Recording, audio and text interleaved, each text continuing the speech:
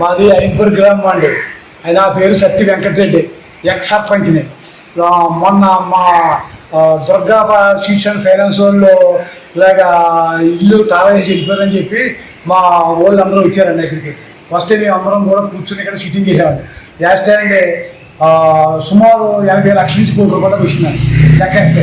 మేము అందరం కలిపి ఎమ్మెల్యే దగ్గరికి వెళ్ళామండి. ఎమ్మెల్యే దగ్గరికి వెళ్తే ఎమ్మెల్యే గారు ఏం చేయాలి, ఎస్పీ గారికి ఫోన్ చేసి కంప్లైంట్ ఇమ్మన్నారు. ఇవాళ కంప్లైంట్ ఇస్తాకని చెప్పి మేము అందరూ ప్రిపేర్ అయ్యామండి. దీంట్లో మా ఊర్లో ఒకరు 27 లక్షలు, ఒకరు 15 లక్షలు, ఒకరు 5 లక్షలు, ఒకరు 3 లక్షలు, ఒకరు 2 లక్షలు చిన్న చిన్న వ్యాపారస్తులు అందరూ కూడా. ఈ చిన్న చిన్న వ్యాపారస్తులు ఏంటంటే కొట్టు అమ్ముకుంటాం, వాళ్ళు పట్టుకోవడం సీటు.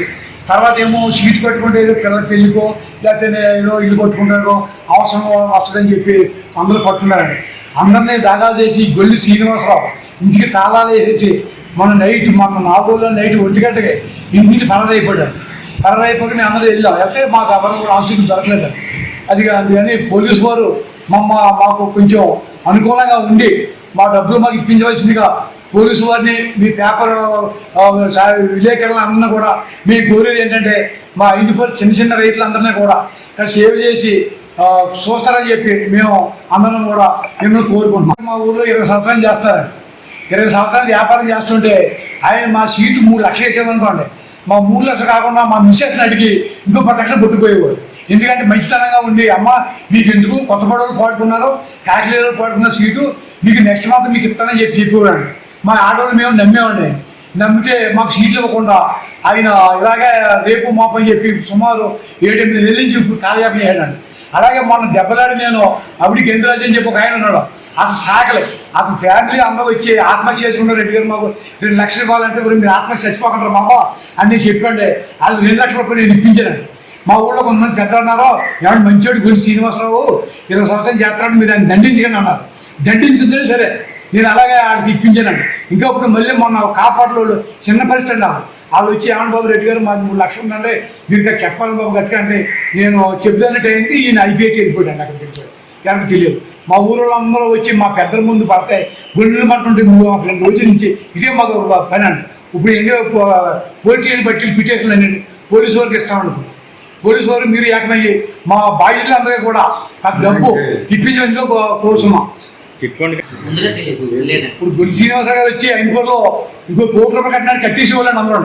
అంత యాక్టివ్గా ఆయన మా మంచితనం చూసి అంత అలా ఉండేవారండి. ఆడవాళ్ళు కూడా మంచితనం చేసుకుని ఆయన ఆడవాళ్ళ దగ్గర కూడా పట్టుకుపోయాడు డబ్బులు. పట్టుకుపోయి ఇంకా మొన్న నైట్ ఎప్పుడైతే ఈయన కర్ర అయిపోయి అప్పుడు గొల్లు మంట వచ్చారండి ఆడవాళ్ళు మగవాళ్ళు అందరూ కలిపి.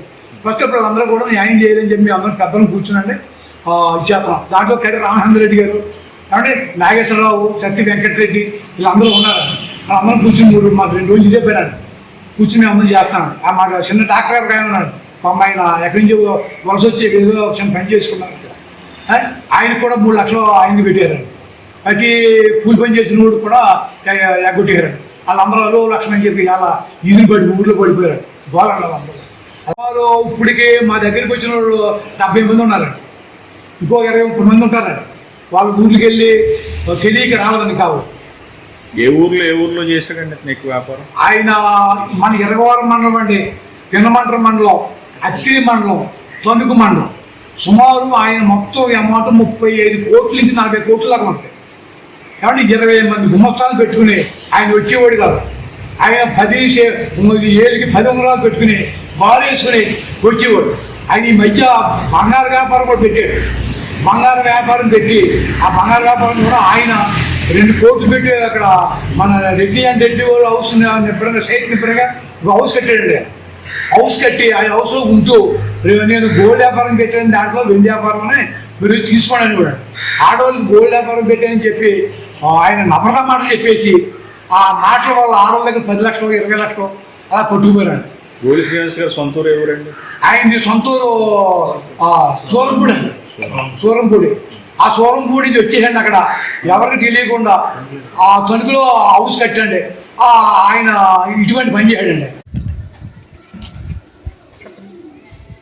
నా పేరు రాపాక కమలండి. మాది అయినపేరండి, ఇరగవరం మండలం అండి.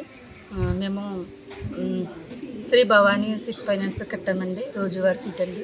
మేము పనికి వెళ్ళి కూలి పనికి వెళ్ళి డబ్బులు కట్టుకున్నాం. పిల్లల చదువులు కట్ట ఉపయోగపడతాయని కట్టుకున్నామండి. ఇలాగ ఆయన గోలి శ్రీనివాసరావు గారండి, కంపెనీ ఆయన డబ్బులు కట్టించుకున్నాడండి. మాకు సీట్లు కట్టే వాళ్ళని ప్రతి సీటు కూడా ₹1,00,000 కట్టుకున్నా ₹1,00,000 కట్టారండి.